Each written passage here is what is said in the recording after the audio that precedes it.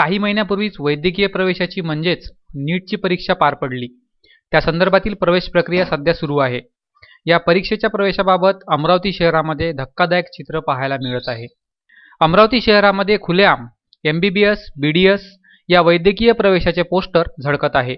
तसेच कुठल्याही प्रकारचे डोनेशन न घेता ॲडमिशन करून देण्याची हमी सुद्धा या पोस्टरमध्ये करण्यात आलेली आहे।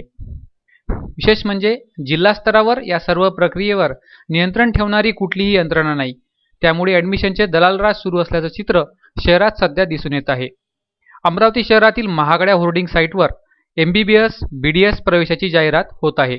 तसेच येणाऱ्या विद्यार्थ्यांची तात्काळ ॲडमिशन करता यावी यासाठी डोंट डिले, फ्यू सीट्स रिमेनिंगचे मेसेज सुद्धा या होर्डिंगवर दिसत आहे।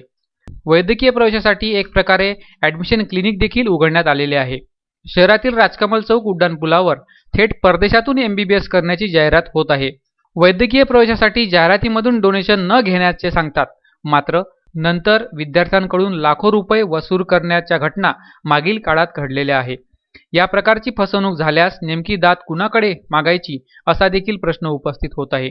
शासनाच्या उच्च व तंत्रशिक्षण विभागाअंतर्गत वैद्यकीय शिक्षण विभाग येत असला तरी जिल्हा स्तरावर याबाबत कुठलीही नियंत्रण यंत्रणा नाही हे विशेष।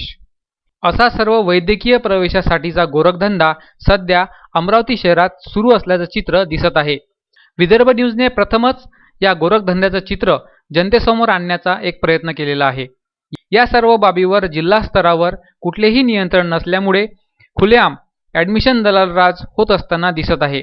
Bureau report, Vidarbha news, Amravati.